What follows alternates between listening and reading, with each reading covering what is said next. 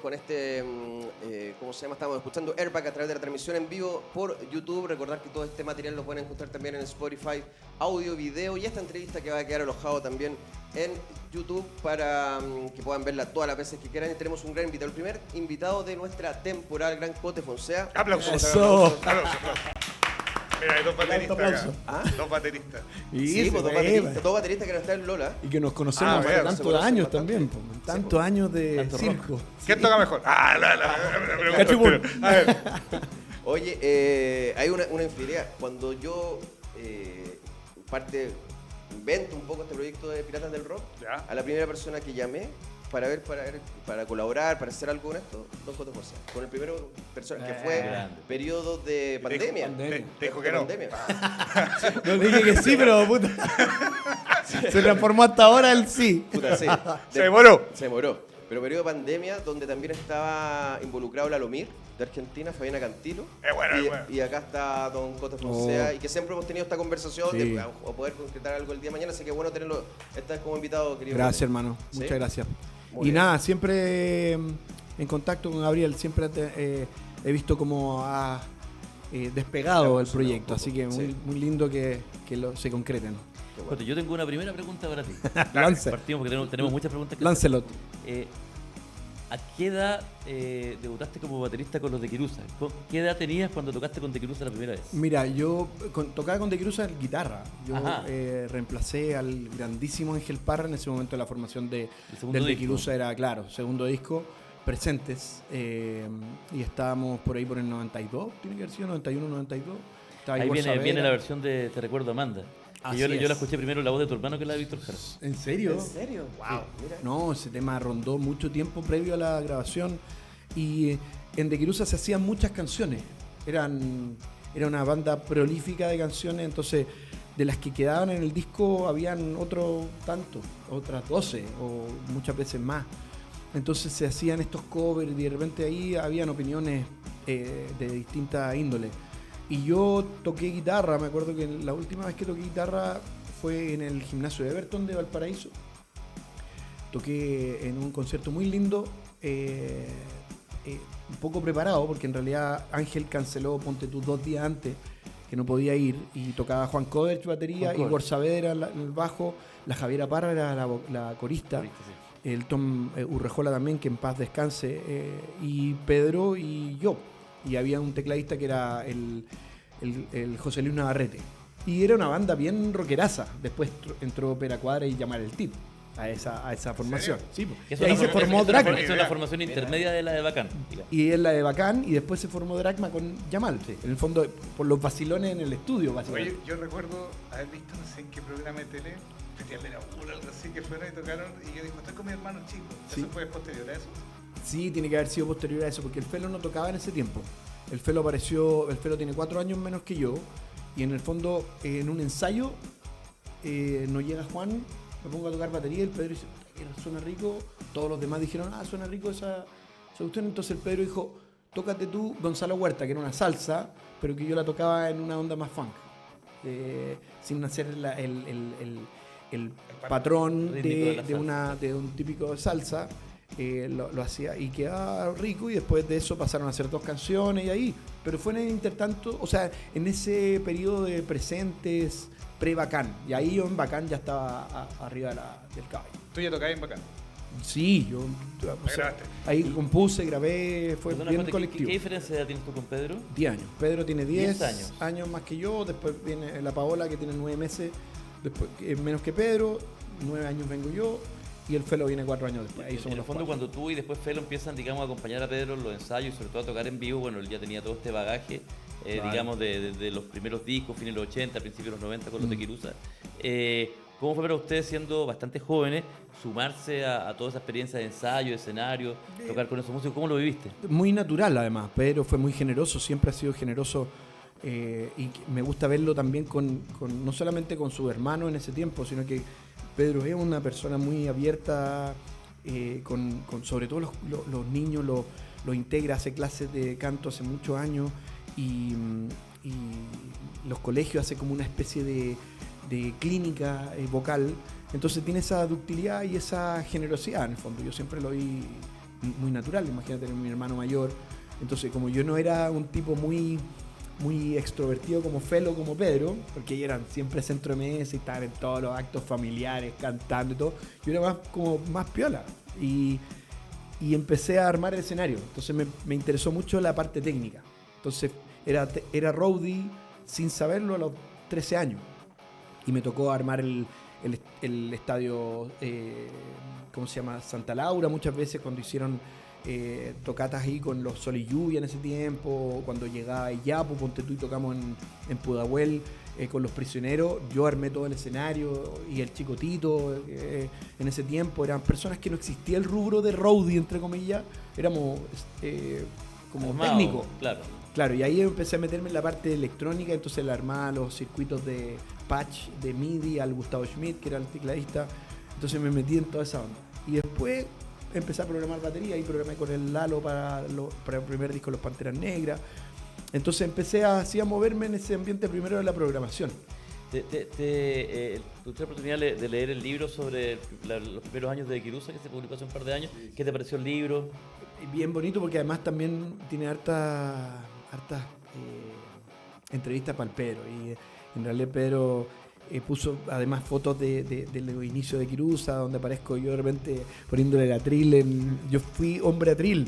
Una vez que se le cayó el atril, y que, no sé, la peña Chile Rí canta allá en San Isidro, de repente, puta, los atriles eran una weá paupérrima. Y veo que se le cae el atril a Pedro y me pongo una hora de ser humano de cabros chicos. Momentos mágicos. Yo creo que fue un asunto muy de escuela para mí, y aprendí cómo se tenían que hacer las cosas y también cómo no se tenían que hacer las cosas, y finalmente uno va aplicando esas cosas en lo que es. Oye, Cote, ¿cómo se mezcla la influencia tuya como músico, como Cote Fonsea, con la de tu hermano? Porque imagino que recibiste muchas bandas, te empezaron a nutrir de otra experiencia, qué sé yo, pero ¿cómo parte el Cote Fonsea músico con tanta lluvia de influencia, y finalmente cuál fue como tu core de estas influencias que finalmente captaste de tu hermano?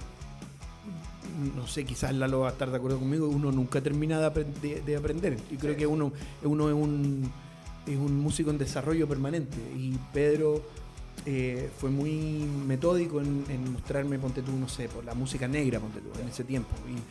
Y claro, uno lo ve como, yo era bien glam, a mí me gustaba Bon Jovi, Motley Crue, Pantera, me gustaba esa onda, porque era lo que uno escuchaba en el colegio. Tenía el corte de pelo así como... Y tenía el corte de pelo así bien panqueado. Aparte me gustaba Soda Stereo, me gustaba Cerati, era fanático de Cerati. Entonces era como un tipo que el Virus, G.I.T. No se conocen muchas fotos tuyas de esa época con ese look. No. Hay que rescatarlo. Por algo tiene que ser. Por algo es. Pero, y mi papá, ponte tú, escuchaba Miles Davis en la mañana, escuchaba, no sé, Frank Sinatra. Y mi mamá siempre fue más rockera, entonces escuchaba Queen, Led Zeppelin. Entonces ahí estaba esa mezcla que de repente en algún momento, claro, y la misma influencia de los compañeros de curso, que al final es también esa cofradía. Pero paralelamente seguí tocando guitarra. Yo estudié guitarra, Porque es lo único que estudié. Tocando Sí, guitarra, yo no, como que nunca estudié batería, de hecho. ¿En serio? Claro, el estudio para mí fue guitarra, y estudié con el tremendo Pedro San Martín, un gran profesor que en el fondo era de una tienda de música que me dijo, me vio tocando y me dijo, es que podríamos seguir constante. Y es la única persona que traspasó el tiempo conmigo, porque era bien volado. Digo, cuando chico quería jugar fútbol y está ahí en muchas cosas de repente, pero él me motivó con la guitarra. Oye, a propósito de lo de Soda, sé que ha ido como 14 veces. Sí, 12, 14. Oye, ¿qué te parece lo de Ecus? Este nuevo proyecto de Soda Stereo, donde va a participar virtualmente, van a poner a Cerati, bueno, vienen a Chile, van a hacer un show en Argentina, al parecer nosotros vamos a regalar entradas para este concierto del Movistar. Entonces, ¿qué te parece esto que se haga? No sé si como homenaje o como que se puede tomar también Ecus. Me parece que la música es la música, y en el formato que sea, y que la gente pueda asistir, me parece que está bien. Yo creo que la música de Soda siempre ha sido una música, como de todas las bandas que son legendarias, es una música que traspasa el formato, y siento que ni los músicos ni la gente es dueña de un particular formato. Y cuando se junta 2/3 de la banda y dicen, ¿sabes qué? Hagamos algo entretenido para que la gente pueda vivir un espectáculo y este viaje, me parece que está súper bien. Y aparte la respuesta de la gente ha sido maravillosa. Sí, claro. Cote, mira, te hago una pregunta para quizás ir cerrando lo de Kirusa y pasar, digamos, a los otros proyectos. Bueno, he sabido, ¿no? Vuestro padre fue abogado de derechos humanos, ¿no? Muy comprometido con ese tema en un momento muy complejo de la historia de Chile, y al mismo tiempo la banda de Kirusa se vinculó mucho a toda la escena de la oposición, participar en muchos actos en apoyo al no, etcétera. ¿Tuvo algún tipo como de repercusiones en términos familiares, llamadas telefónicas, hostigamientos? ¿Pasaron por algún momento medio pesado por lo que implicaba pronunciarse o tener una participación tan activa en ese momento? Sí, sin duda. Mi papá siempre mantuvo muy piola esa parte. Siempre como que no le gustaba que, entre comillas, sus hijos cacharan que existía alguna tensión y una cosa muy heavy fue cuando el coronel Carreño, ¿te acordás que lo acusaron de un secuestro? Se acusó y aparecieron en un ensayo de Kirusa que ensayábamos en la casa y fueron tanques y no sé, 40 efectivos de los soldados a meterse a la casa y dieron vuelta toda la cosa con esta justificación. Finalmente fue, obviamente, para los niños chicos como nosotros que estábamos viendo todo este despliegue, era muy, muy raro y muy violento. Mis papás siempre no permitieron entrar a nadie hasta que no llegara la orden. Había un asunto, mi mamá muy poderosa en ese sentido, no permitió entrar a ninguna persona hasta que tuviera efectivamente una orden, existía, y fueron y dieron vuelta al closet de Pedro principalmente, que fue como los pósters del Che, una que otra bandera, y en realidad era una banda de música, no era nada. Finalmente se demostró que estaba escondido en uno de los mismos cuarteles, fue una payasada, así, el porte un buque, como muchas de la época. Pero no, fuimos en ese sentido, o sea, no te podría decir que vivimos nada en comparación a otras personas que se vieron afectadas profundamente. Y, o sea, ¿para qué decir en la dictadura? Pero este periodo que hubo como una transición en los 80, final de los 80, comienzo de los 90, que fue muy extraño todo el periodo, porque había... o sea, lo típico que pasaba, ponte tú, es que estar tocando en el pedagógico y de repente yo tener que escaparme con el bombo y el Pedro con los toms, y se tiene que ir la gente rápidamente porque empezaron a tirar bombas lacrimógenas. Eso posiblemente era una cosa muy cotidiana en ese tiempo. Pero afortunadamente, eso fue lo más... Mi papá, qué sé yo, que era bueno para los puñetes y se agarraba de repente con personas de distinta índole por lo mismo, por defender una posición o por y ahí en la cancha se ven los gallos. Oye, afortunadamente estuvo fuerte siempre y siempre protegió mucho a mi hermano, a mi hermana y a la familia. En realidad fue una persona muy consecuente. ¿A día del cambio de gobierno tiene alguna expectativa para lo que se viene? Como músico, como agente cultural en parte. Es que siento que la música se mueve por un camino distinto a los gobiernos en realidad, y nos transformamos, somos capaces de transformar. Y estaba pensando un ratito antes de llegar en lo que significaba la concepción de Dragma, ponte tú, en el comienzo del 2000. Nosotros nos formamos en el 96, pero vivimos de un proceso híbrido entre estar en una banda y en la otra, hasta que finalmente yo tomo la decisión de no seguir en De Kirusa, formar efectivamente Dragma, lo que conlleva a firmar con Gustavo Santolaya y todo, pero nunca perdimos el tema de tener los pies en la tierra. Felo escribe de una forma, Polo también escribe de una forma muy consecuente, y siento que la música en sí tiene distintas, es camaleónica, tiene distintas misiones, y no es una. Hay veces que yo ya tengo 50 y soy mis compañeros, y siento que no podríamos estar pensando de la misma forma que pensábamos hace 25 años. Es normal que la gente vaya creciendo, pero me he preguntado harto sobre todo ahora. Has portado un nuevo disco y donde están saliendo letras que que son bacanes, siento que, claro, empiezan otras cosas a normar, pero nunca he pensado que mi letra va a ser distinta porque gobierne un tipo u otro. Siento que no se pueden vulnerar los derechos y ahí nosotros vamos inmediatamente a movilizarnos porque somos una familia, digo, mi núcleo familiar, mi esposa, mis hijos, siempre hemos defendido el derecho a expresarse y siento que por ahí viene el movimiento actual, que no dejar pisotear a nadie. Sí. Bueno, me imagino que también eso se enmarca en que tampoco hace música pensando en Spotify. Así no hace música pensando en lo que quieren hacer, en cómo quieren jugar y cómo quieren plantear la banda desde el día en adelante. Me imagino, ¿no? Porque Yo nunca he vivido lo que vivieron los Chanchos, por ejemplo, en magnitud. Con Lucibel quizás sí, pero me refiero a que es un colectivo y cuando uno tiene un colectivo, yo me metí con Lucibel teniendo 12, 13 años la banda. Por lo tanto ya tenía una historia.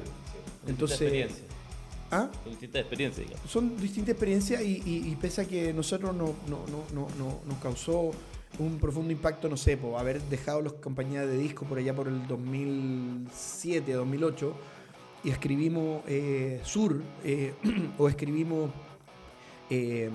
¿cómo se llama? El disco donde está Cometa y El Destino Baila Sin Pies, que es un disco como una respuesta a una situación muy particular de la banda, donde se hablaba de temas sociales y temas poéticamente bonitos como lo describe Claudio. Con Dragma es distinto porque ahí yo formé la banda, entonces tengo otro como, entre comillas, una responsabilidad distinta. Atendido por sus propios dueños. Sí, pues, y entonces ahí yo no vengo del mundo de Spotify, pese a que lo conozco, y quiero moverme por el lado que nosotros nos movemos siempre, que es poder hacer conciertos y tocar y este regreso se enmarca un poco en eso. Claro. Después de 20 años volver. También, ¿cuáles son las tareas que tú ves para la banda hoy? Ya van a tener Lollapalooza, quizá van a empezar una serie de conciertos, pero ¿cómo ves Dragma desde acá en este regreso en versión 2026? Mira, yo estaba hablando recién con el productor Pancho Arenas, que nos conocimos hace poquito y empezamos a trabajar juntos rápidamente, entendió el concepto y está diciéndole esto mismo un poquitito que estamos conversando.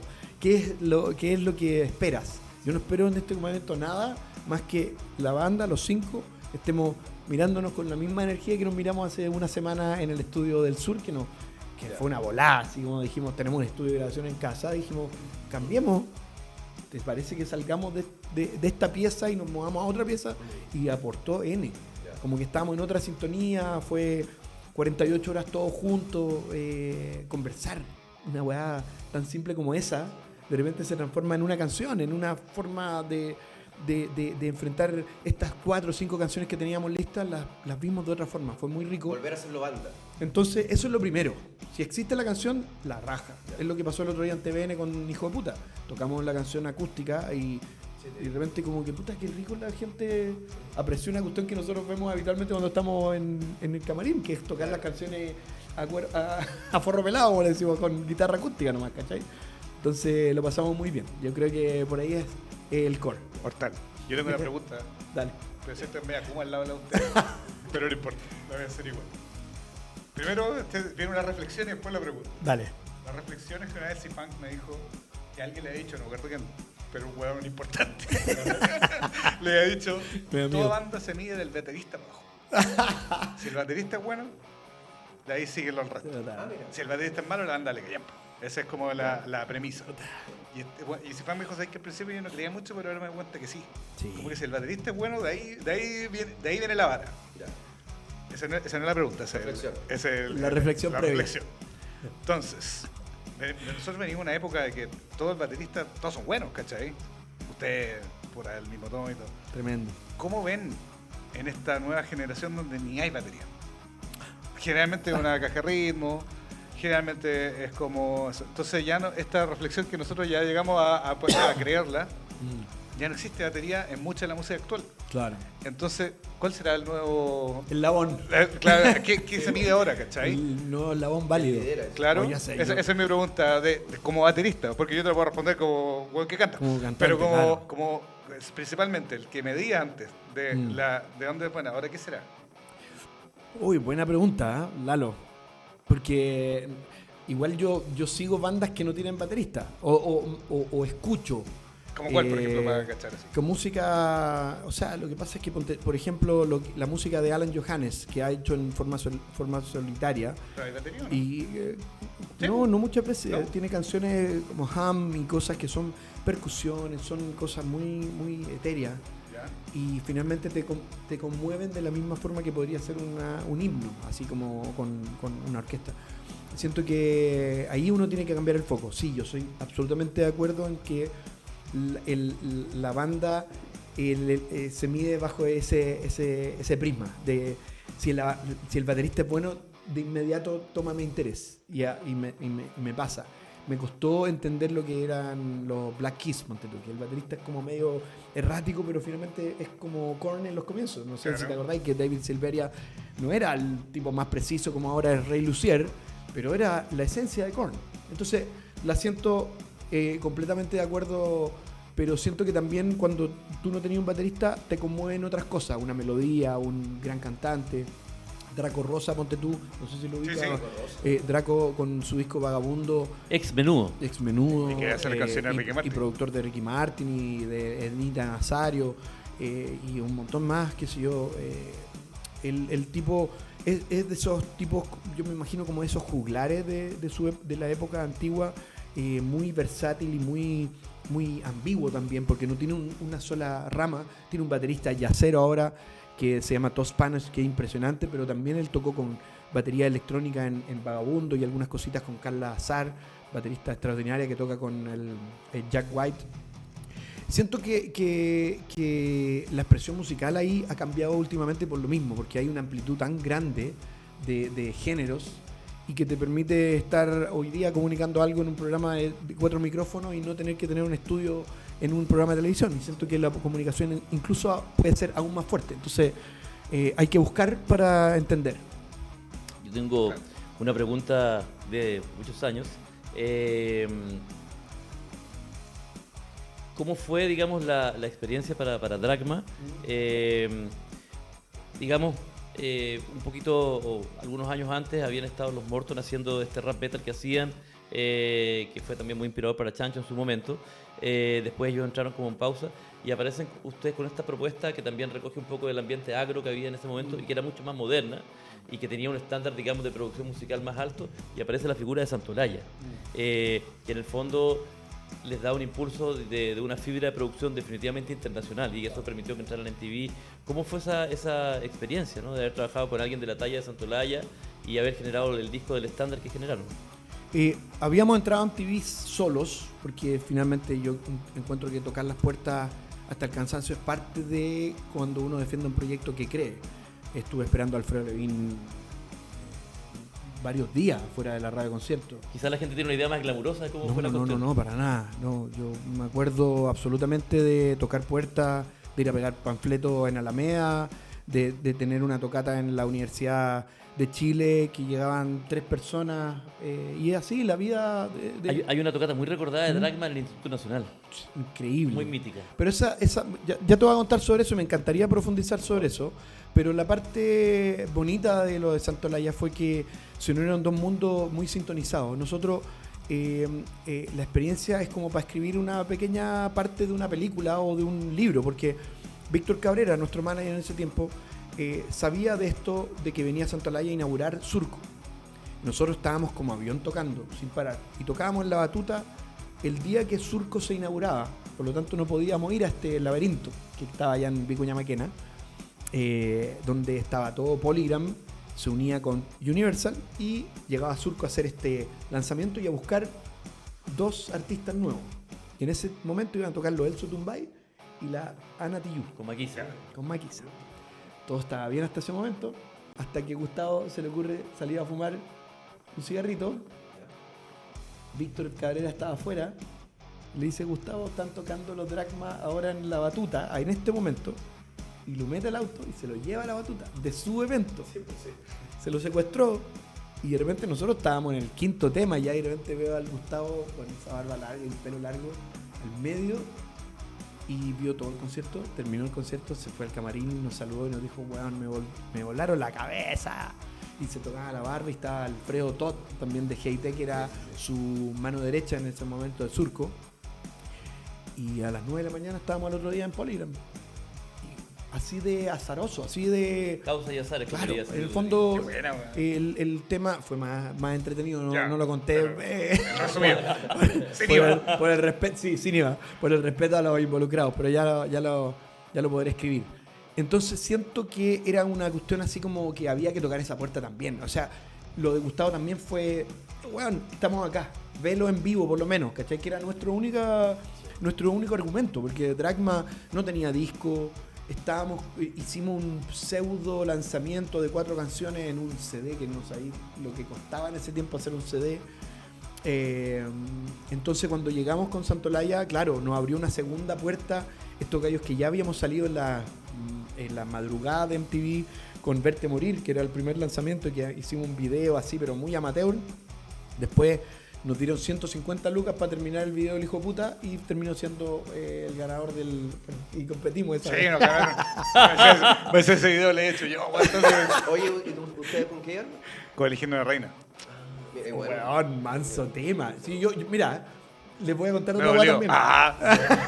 No. Yo supe que nosotros habíamos ganado cuando me junté con ustedes, pero me junté con el Toño, creo, no me acuerdo, que él estaba en la entrada de la batuta, días antes.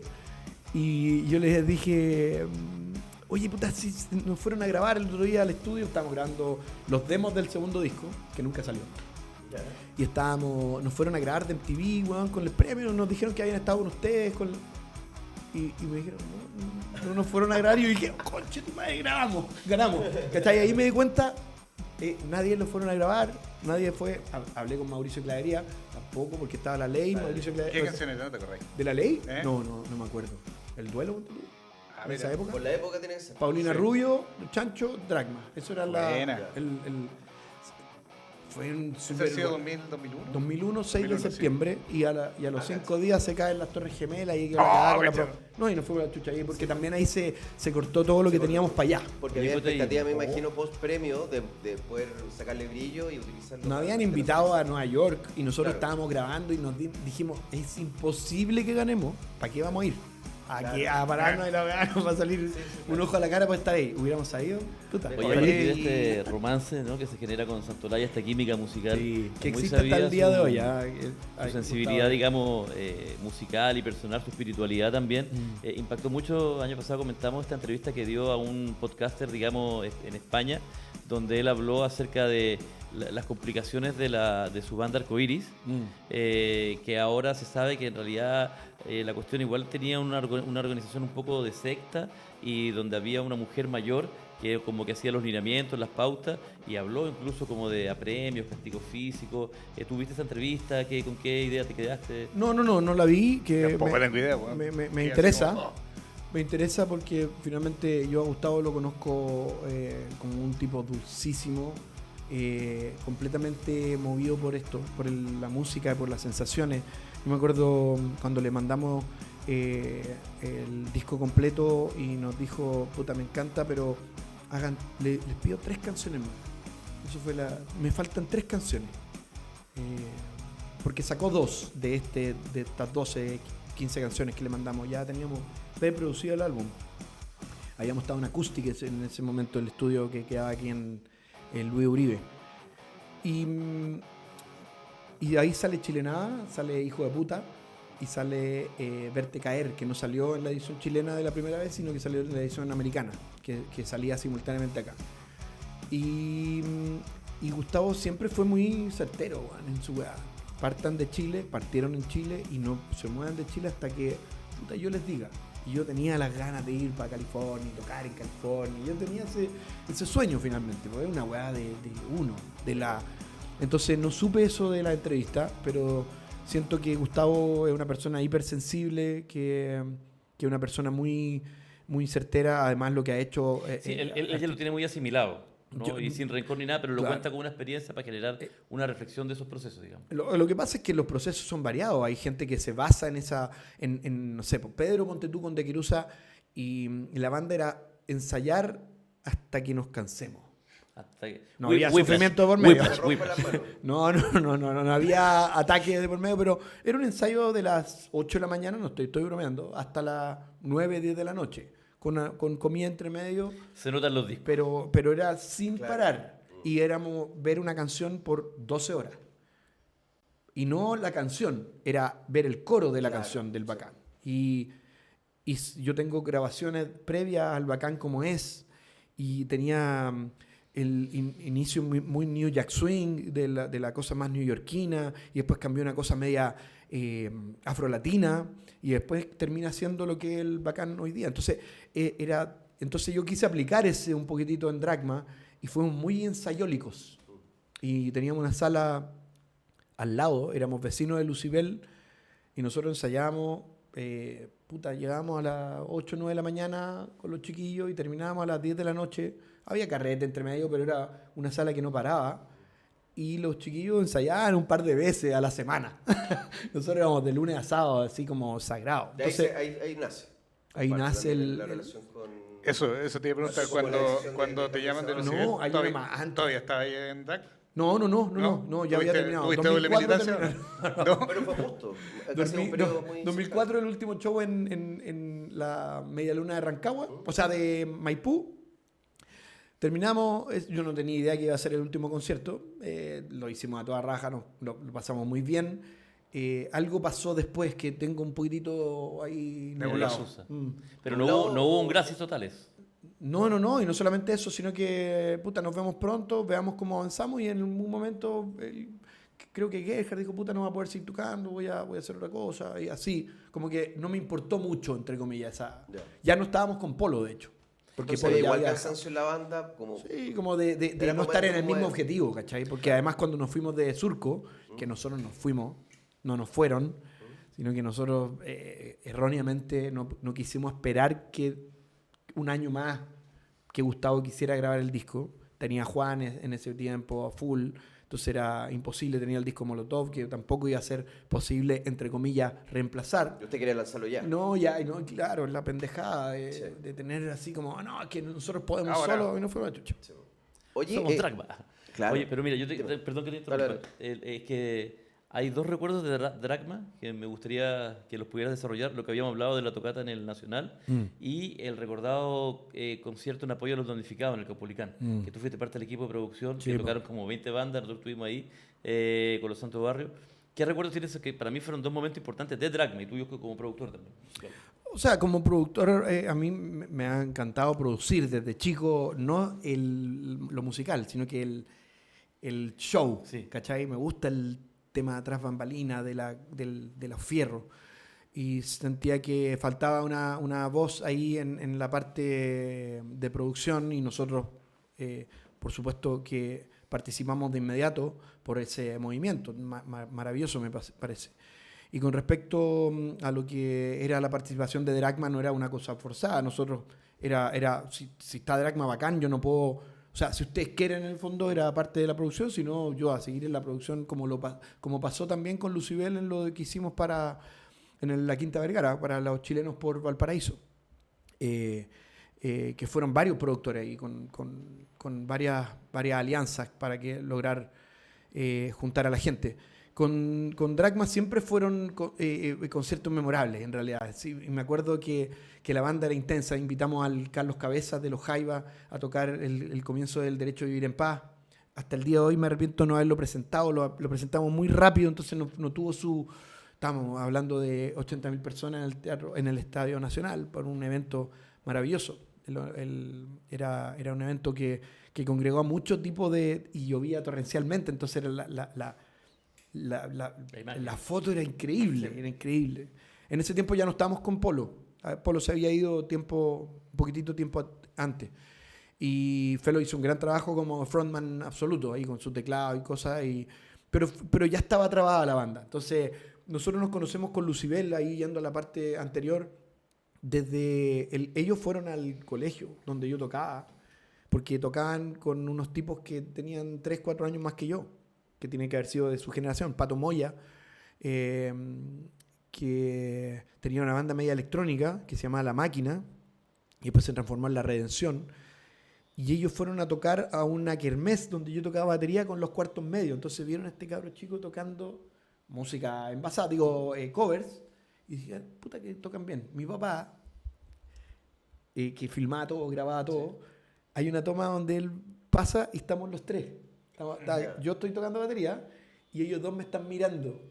Bueno. Eduardo y Claudio, no Pancho en ese tiempo. Entonces esa toma es muy, muy divertida. La tengo obviamente digitalizada y guardada porque es la primera vez que dijeron, este guan puta que toca. Y después nos encontramos en el Café del Cerro, donde ellos ensayan junto con los Pánicos arriba. Nosotros con De Quirusa, estaba La Ley, estaban todos ahí, La Isla. Y después ellos se fueron a Nathaniel Cox, donde estaba, no sé si se acuerdan que estaba Fancy, en ese como edificio grandote de tienda.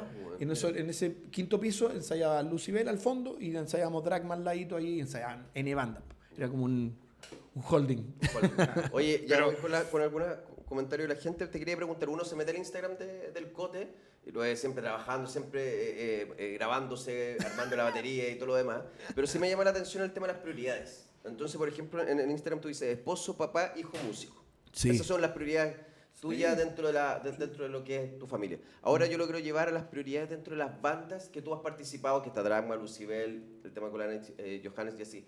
¿Cuáles son las prioridades que tú le das también por banda? Si hubiese que colocarla en Instagram, no sé, sería Lucibel, Dragma, qué sé yo. ¿Cómo? Lo que pasa es que yo siento que en la vida uno tiene pero en lo personal, no quiero dar una clase de nada, al contrario. Pero siento que la energía colectiva es la que hace la prioridad del colectivo. Por lo tanto, cuando yo estaba tocando con Lucibel, mi prioridad absoluta era Lucibel porque me concentré en eso. Dejé de hacer sesiones. Yo era un tipo con Dragma, yo tocaba, toqué con un montón de personas, el Pollo Fuente, Miriam Hernández. Y grabé y compuse canciones de teleserie. Hay unas cosas ahí que prefiero no mencionar, pero son mías. Hay unos Danieles Guerrero. Sí, totalmente. Unos hits que todo el mundo conoce que no sabe que son tuyos. Y en el fondo es parte de que yo también soy un tipo que compone y que hace cosillas. Entonces, cuando Dragma se transformó en prioridad en ese tiempo, dejé De Quirusa. Porque era lo que me puso un enfoque. No es que quisiera más que De Quirusa. De Quirusa es una universidad para mí, es una escuela, ¿cachai? Permanente. Me enseñaron a las cosas, cómo hacerlas, cómo no hacerlas.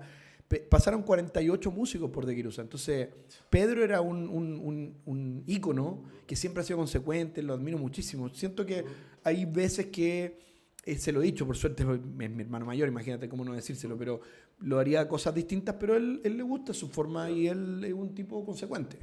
Y por lo mismo me ha enseñado a mí quizás cómo yo me embarco en mis proyectos, que yo le pongo prioridad a las cosas y me gusta eso. Entonces esas pausas igual han servido mucho porque se pausa. Claro, y ahora ponte tú. Y ahora se pausa eso y viene Dragma. Después de Lucibel yo pensaba que iba a ser un Alan Johannes trío, porque era lo elemental, pero Alan tomó una pega con Drink the Sea, más que una pega, se le apareció un proyecto maravilloso. Y yo no quiero decir, oye, no lo hagáis porque tenemos... No, vamos, dejemos que esto fluya. Que fome es obligar a alguien en cualquier espacio de la vida a estar con uno. Sí.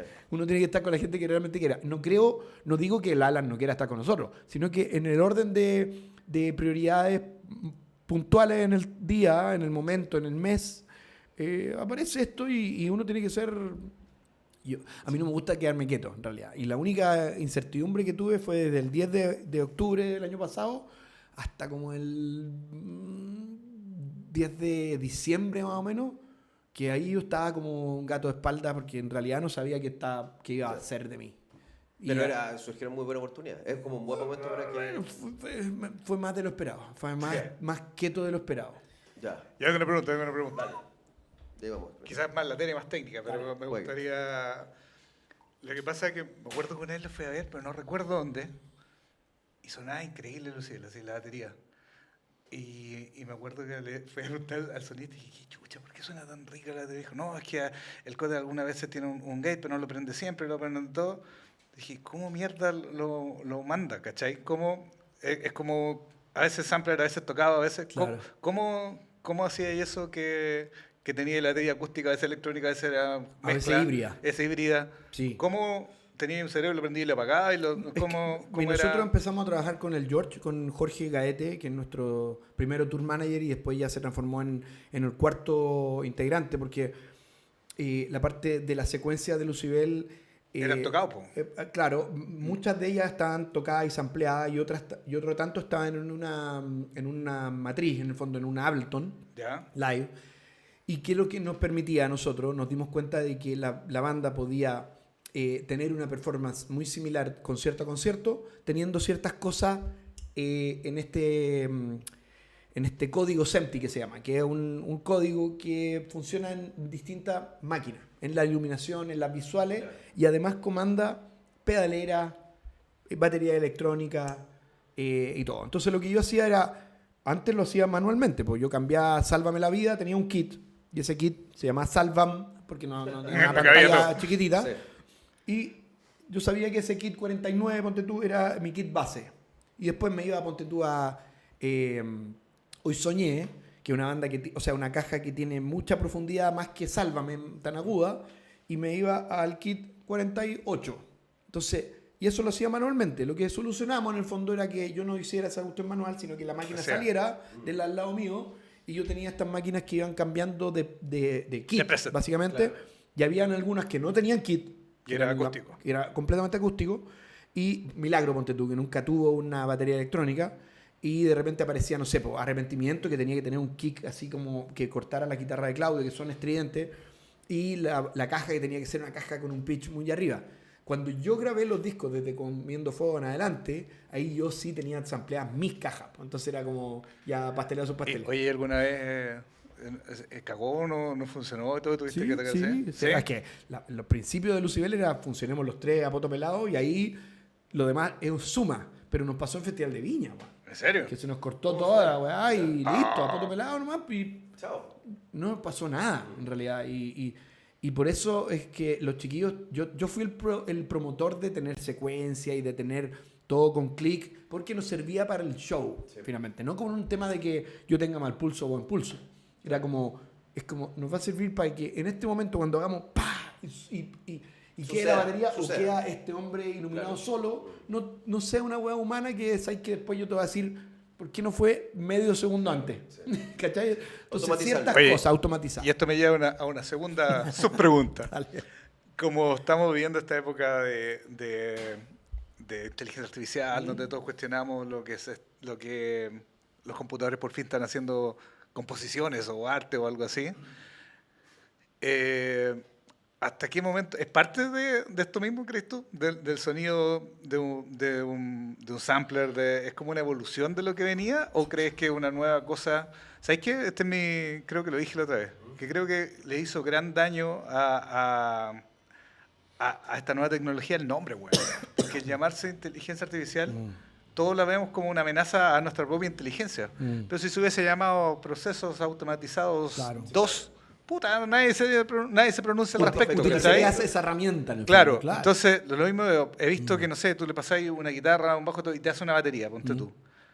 Que al principio todo nos puede sonar horrible, qué feo, que no lo tocó nadie, pero al mismo tiempo, ¿no será la evolución de lo que veníamos? O sea, lo que pasa es que si vamos a ese purista, todo el Pro Tools que tenía en la casa o el Fruity Loops, que así los loops, también es una herramienta en el fondo, donde tenía un baterista que no está al frente tuyo y que perfectamente podría decir... Puta, no hay un baterista, hay un tipo que toca botones. Claro. Entonces, yo siento que cuando tú sostienes tu creatividad en algo así, puede ser que estés burlando el sistema un poquitito.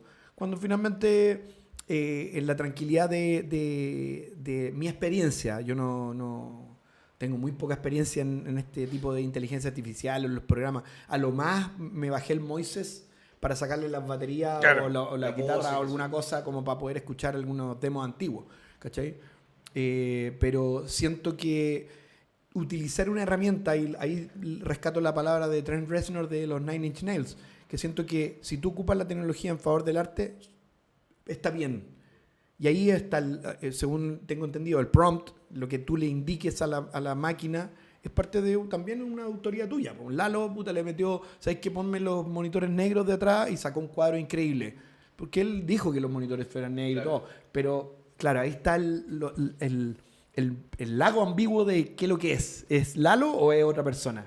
¿Cachai? Entonces ahí, bueno, yo no lo he ocupado para la parte musical porque siento que todavía tengo alguna idea dando vueltas por ahí y si llegara a ocuparlo no tendría problema. Como herramienta me parece que es parte del...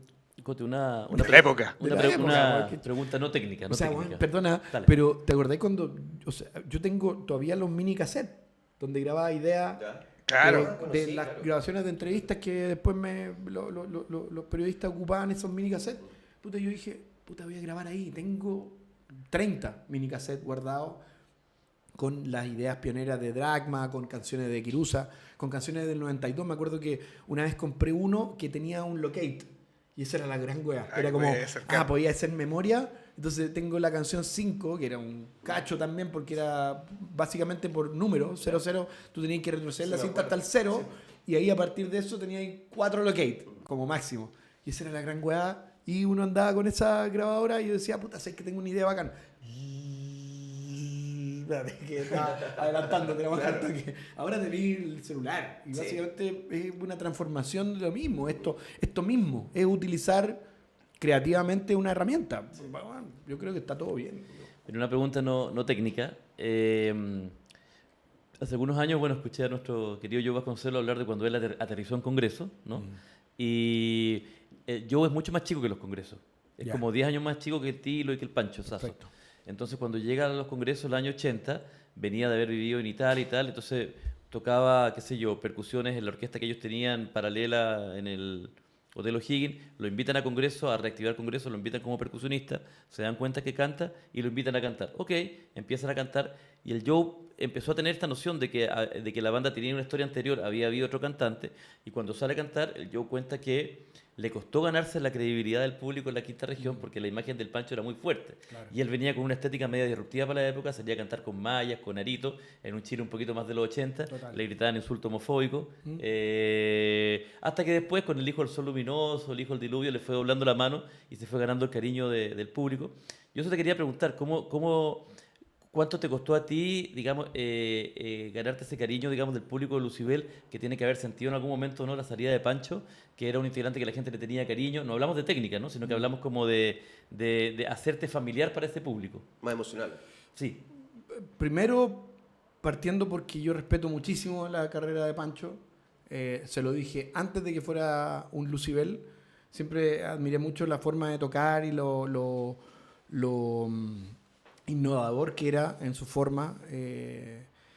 Por lo tanto, teniendo eso claro, cuando yo entré a Lucibel y los chiquillos ensayamos la primera vez allá en California, que no ensayaban además, entonces había una costumbre de no ensayar y no probar sonido. Ahí, bueno, yo les dije, puta, yo me meto a la banda, pero tenemos que ensayar y tenemos que probar sonido. Es para partir, claro, lo mínimo. El desde. Y los ensayos van a durar 12 horas. Y los ensayos, no, 3 ensayos a la semana, donde cada uno pague un ensayo, de tal forma que esto no duela. Pues, o sea, una cosa no, claro, que el management y la otra. No, sí, aquí sí, nosotros.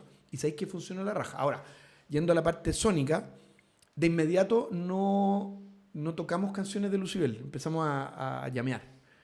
Y hay 2-3 días donde nosotros tocamos canciones nuevas, entre comillas. Para hacer una química de banda. Ahí. Primero, claro, para cachar, tirarnos los perros, ¿cachai? Saber dónde está, dónde... Y ahí empezamos a intercambiar ideas. Entonces, nunca fue una preocupación para mí que el público me vaya a querer o no. Humildemente lo digo, porque yo sabía que ya estaba conformándose como otra banda. Claro.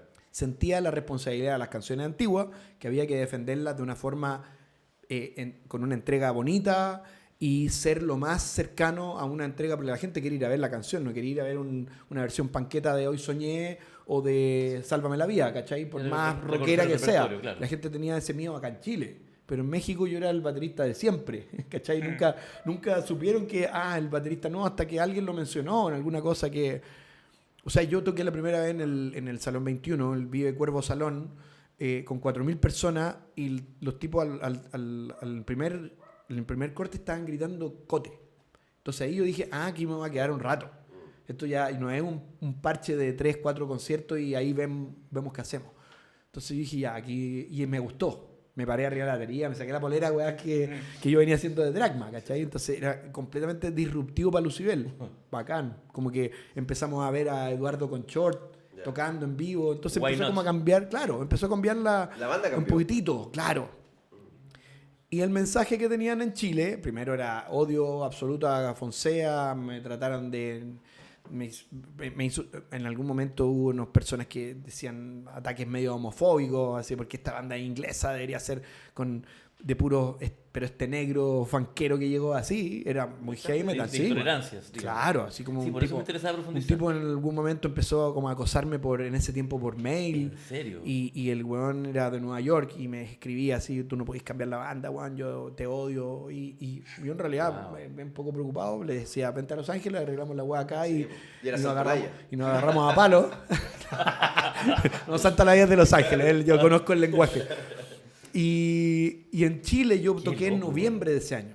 Por lo tanto, yo pensé que era más piola de lo que te contando. no. El fanático de Lucibel me recibió con las manos abiertas, con los brazos abiertos. Fueron generosísimos. Son como gente puntual, digamos. Sí, no. Aquí más fundamentalistas. empezaron a escuchar que el Lucibel estaba a la raja. De hecho, salió un single del primer concierto. Sacamos un single que se llama Ángel y que estaba en vivo. Lo trajimos de ese concierto, nos preocupamos de grabarlo bien, mezclamos en un día, en un hotel, y lo lanzamos y estuvo sonando 4 o 5 meses como el single nuevo de Lucibel 2005, que era en ese momento la nueva formación. Y espérate, no hubo tiempo, como que no le dimos tiempo a la gente para preguntarse ni a la prensa para qué va a pasar o qué iban a hacer con la batería. No, man, ya estaba el loco tocando y yo ya bien, canción. Y bien eficiente en lo mío, ¿no? Siempre nos dimos muchos meses de entrevistas, nos pusimos a trabajar, compusimos el disco, ya lo teníamos compuesto en agosto. Yo había metido 2 o 3 canciones en ese disco, entonces era como, ya, ok, estamos hablando de un trío, ¿cachai? No un dueto que va a sumar un baterista y que los va a acompañar. ¿Y en ese momento tú pensaste más como, tengo que hacer que suene igual como era antes o quiero darle mi toque nuevo? No, tengo que ser que esta transición entre Pancho y Cote sea la adecuada. Y lo pensé porque había tenido años de circo de sesionista, entonces yo sabía cómo hacer sonar una batería hacia la de Pancho, pero el approach mío es distinto, entonces naturalmente fue evolucionando hacia el lado, o involucionando, depende del punto de vista. O tú lo llevaste al lugar donde querías a llevarlo donde también. yo quería llevarlo como banda. Sí. Y ahí la cohesión fue mirar a este lado, mirar a Valenzuela, después mirar a Case y ver que estos weones estaban reaccionando a la raja y dije, listo. Hubo comunión en la idea final de... Estamos en un camino que está inteligente y está bonito. Y para adelante, ¿qué es lo que viene? Puta, sigamos. ¿Qué es lo que... Sigue. Bien. Oye, mira, ¿dónde está? Mira, ahí está la Susan. Besito para Susan, que es la presidenta del fan club de Lucibel. Tremenda. Allá, tú tan Aguilar, al fondo. Oye, tenés buena vista. Sí, la última. Ya. Para Cote, si puedes ahondar en su presentación con Deep Forest y otros trabajos de sesión no muy conocidos por la masa. Lo otro, luego del premio MTV Inocente, que Dragma debió potenciar eso. ¿Qué pasó? ¡Wow! Vamos a la primera, Deep Forest. Me llama un productor de evento, me dice, Cote, ¿qué va a ser pasado mañana? Y yo le dije, no sé, dime tú. Estaba literalmente era un miércoles. Lo que pasa es que el baterista francés de Deep Forest se cayó en el aeropuerto, se fracturó 2 costillas y no pudo tomar el avión. Cacha. Ya. Y yo le dije, la raja, pues, ¿cuántas canciones? Son 14 canciones. Yo dije, puta, cada canción como 12 minutos.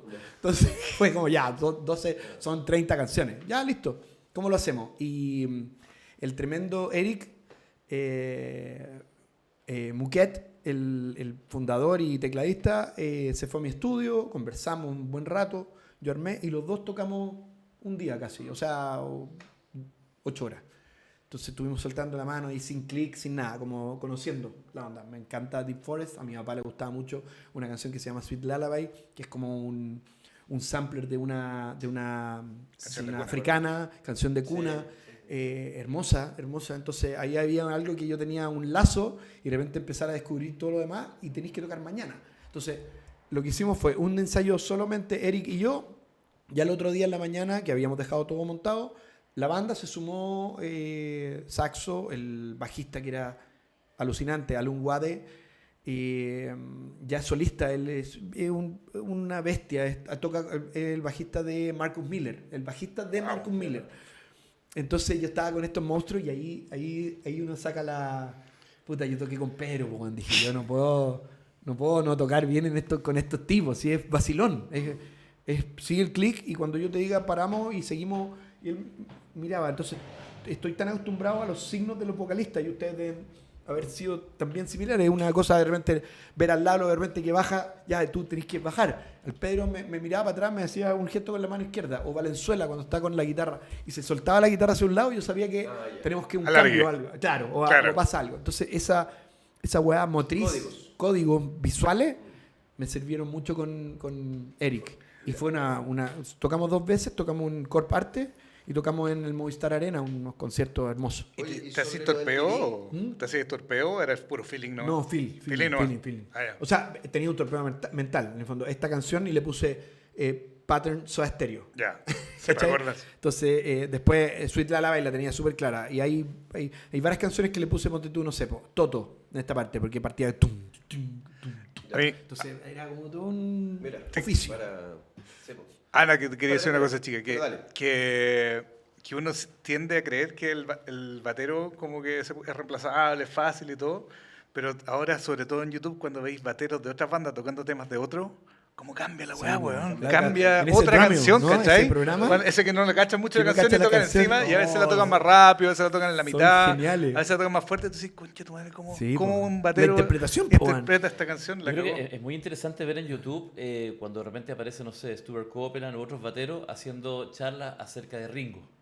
Claro. ¿No? Porque Ringo, claro, ha sido injustamente subestimado a lo largo de la historia, y cuando aparecen todos estos bateros con esa tremenda técnica, explicar el valor de su innovación y de la composición de sus baterías, entonces ahí cambia un poco. Es como también la injusticia con Lars Ulrich y un montón de bateristas que quizás no son solistas en batería, porque hay, no sé, pues Danny Carey, tú podís tener un concierto solo de él y un montón de otros, Mike Portnoy y no sé, pues, un montón, Steve Smith, pero aparecen los bateristas que son de oficio, que son parte de la canción, Ringo, Tico Torres, Miguel Tapia, no sé, Willy Turri, y aparece de repente Charlie Alberti también, un baterista que tú no lo escucharías quizás solista, pero de repente con Soda Stereo es el sonido de Soda Stereo. Entonces ahí está la canción, es lo importante de bajar el ego o capaz que utilizar al máximo tu talento para en función de la canción. Y ahí... La impronta de cada baterista. Sí, total. Oye, ¿y cuál es tu batero favorito? ¿Un top 3?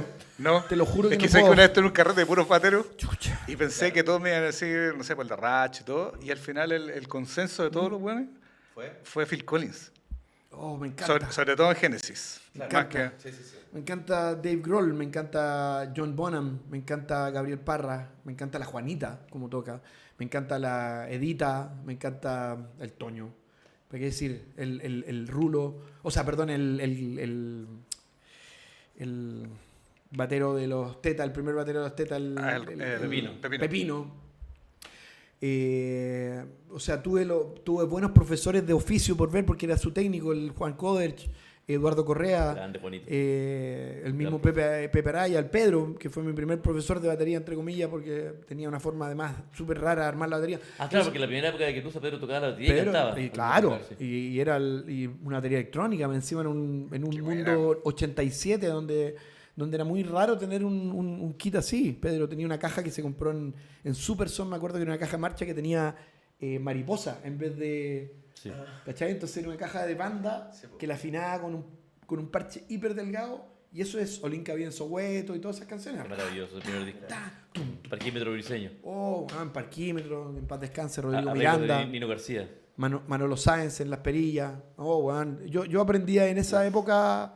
Esa es la época de Mario Rojas, ¿cierto? Mario Rojas, Pepe Araya, Gustavo Schmidt, Andrés Cortés. Ese era el quinteto. Algo está pasando, La Bolsita. Olinka. Momentos maravillosos. De hecho, la anécdota más divertida es que el de Quirusa, La Bolsita Neopren, se grabó en Estudio CITES en Condel con Eduardo Vergara. Wow. Fue el primer ingeniero y nosotros hicimos coro en ese demo. Y era a 4 pistas. Tenéis que grabar a poto pelado. Era como, puta, más vale que sea buena la banda. Oye, y tengo 2 o 3 canciones, o sea, 2 o 3 tomas y estamos. Un par de preguntas antes que se nos acabe el minutaje. Bueno, tú has tocado otras veces en Lollapalooza, con varias. Lucibel en distintas instancias. Lollapalooza se fue a Cerrillos, ahora regresa a Parque O'Higgins, donde van a tocar con los Dragma. ¿Qué expectativas tienes de este regreso de Lollapalooza a Parque O'Higgins? ¿Y cómo les llega a ustedes esta invitación y esta propuesta? ¿Y qué significa para Dragma tocar en este regreso de Lollapalooza a Parque O'Higgins? Bueno, como banda nueva, te lo juro que estoy como viendo la colita, tengo todavía... Me vino un frío, porque les debe pasar cuando uno forma una banda, por más camino recorrido que uno tenga. Yo el otro día calculaba, tocamos desde Los Ángeles hasta Punta Arenas, recorrimos gran parte de América tocando con Dragma en el tiempo donde la weá era difícil moverse. Para Argentina era un culo gastar plata. Lo hicimos. Entonces cuando después de 20 años y te vuelves a juntar con tus amigos y empezamos a hacer música y suena rico y de repente te dice puta, ¿sabes que vamos a tocar en Lollapalooza? Bueno, a mí me causa una riquísima ansiedad, estoy nervioso, bueno, me empezaron a transpirar las manos porque quiero tanto esto, quiero tanto lo que hago y me siento tan afortunado de poder mostrarlo en un festival de esta categoría que, puta, es de verdad un orgullo. Ahora, vamos a abrir el festival. Vamos a ser la primera banda de todas las bandas de estos 3 días. Tocamos a las 1:45 en el escenario Banco Chile. No nos dijimos nada. O sea, el Felo de repente, vamos a ser los primeros. Bueno, nos miramos y dijimos, pico, vamos para adelante. Y tocamos hasta el final. Nos ha tocado abrir el escenario con Alan y teníamos 20.000 personas. Nos ha tocado estar con Lucibel ahí como 4 o 5 veces. No, pero van a tener buen público porque a Lollapalooza la gente llega temprano. Sí, no, sí, pero el hecho los van a querer ver a ustedes. Sí, yo estoy tocando, está ese mismo día Alan con su Drink the Sea, está Tom Morello, están los Deftones. Va a ser una jornada entretenida, bueno. Sí, está entretenido. Voy a estar con mi familia completa ahí, le mando saludos a mi esposa acá a escribir ahí que yo también quiero un Oli, que adoro mi vida. Y nada, yo creo que el tema es pasarlo bien, es uno más. Nosotros tenemos enfoque, Cristóbal, en ese sentido, estamos muy enfocados en que Dragma no es una banda que vamos a tocar solamente las canciones del primer disco. Ya empezamos a grabar el segundo disco. Yo no quiero hacer un EP, 4 canciones. Ya grabamos 4 canciones. En la próxima tirada en Estudio del Sur van a ser posiblemente 5, 6 u 8 canciones. Queremos tener 15 canciones bien grabadas. Estamos trabajando con el Pancho, como les dije. Pancho Arenas, gran productor. Está interpretando muy bien lo que pasa interiormente dentro de la banda, porque somos 5 productores igual. El Gerhard es autor y productor de Boa. Chris ha estado con su banda en México, ya está viviendo con su esposa y están produciendo hace muchos años su música. Felo, para qué decir, trabaja con Saturno, va a tocar también con Saturno en Lola. Sí, bueno. Mortal la canción y el trabajo de Felo siempre en el ámbito más producción en términos de programar batería y todo ese, lo tienen tan claro que me encanta.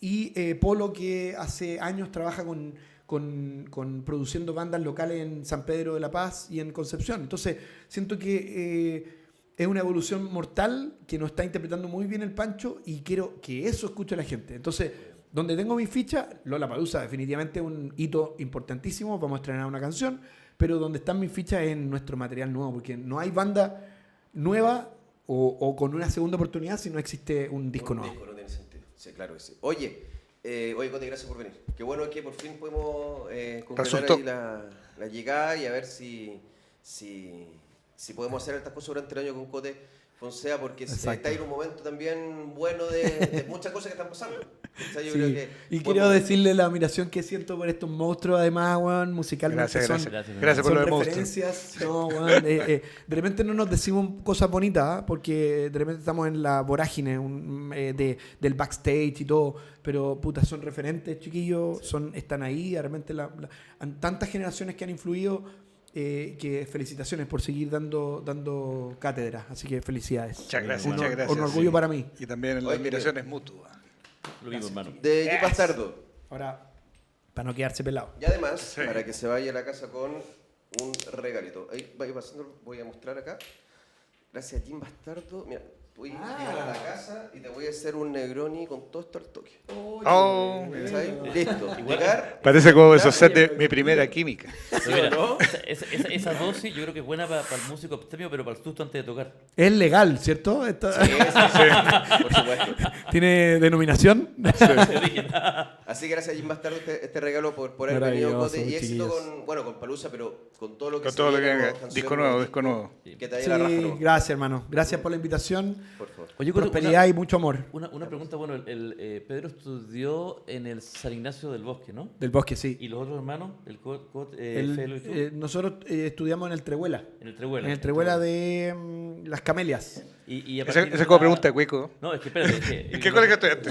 Es que lo pregunto por esto. A partir de que el Pedro estudió en el San Ignacio del Bosque, ¿es verdad que había una rivalidad histórica entre San Ignacio del Bosque y San Ignacio de Alonso Valle? Yo estuve en Alonso Valle, sí, total. Sí, Pedro, mira, te puedo decir que Pedro salió del Trehuela en octavo, porque no había más media en esa época, 10 años antes que yo. Y se fue al Bosque. En el fondo, uno se iba a los colegios donde quedaba cerca del barrio. Sí, eso era y como debería ser. En el fondo, uno estudia para que no exista un gasto brutal en locomoción. Grandes tiempos de traslado. Grandes tiempos de traslado y todo. Y lo que pasó con Pedro, que si bien él recuerda con cierto punto de contacto bonito, porque finalmente uno, no sé si será una cualidad de los artistas o de las personas que tienen cierto grado de elocuencia, se adaptan rápidamente, pero él no lo pasó tampoco así, era un bicho raro, definitivamente, era una persona, como más o menos me sentí muy identificado con lo que pasó con Joe cuando entró a Congreso. Era una persona completamente transgresora, era un futbolista extraordinario, entonces jugaba en Colo-Colo. Le gustaba la música negra. Le gustaba siempre la música negra, donde no se entendía nada de eso acá. Aquí estábamos con un boom de la música argentina, etcétera.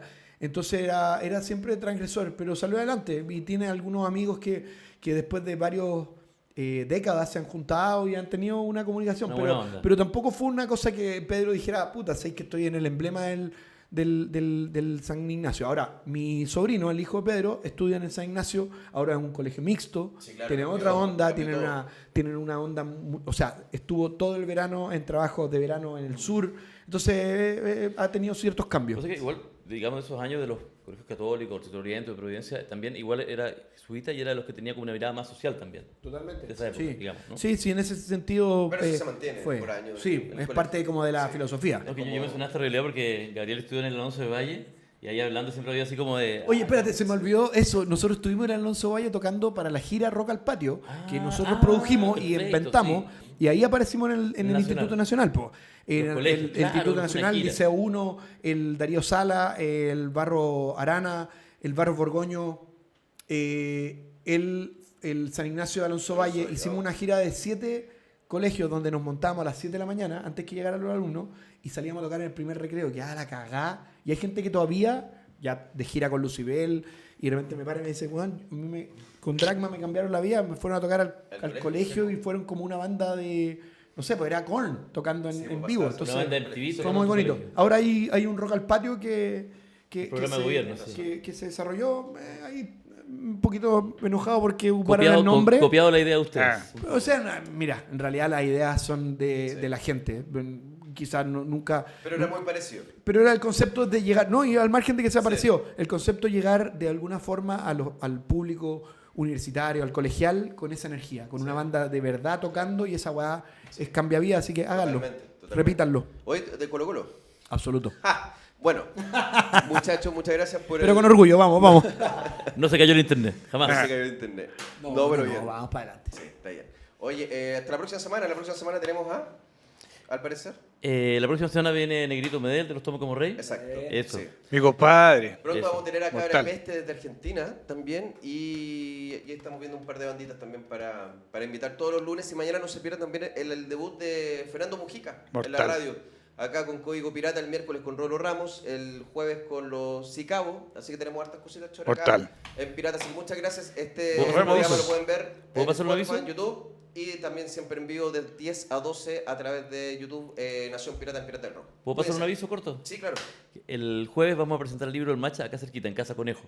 que está en Brown Buena. Norte 100. Sí, vamos a estar a las 20 horas con varios amigos y amigas comentando y ¿Cuándo? presentando el libro. Jueves. El jueves a las 20 horas en Casa Conejo. Mortal. Bueno, ya, compadre.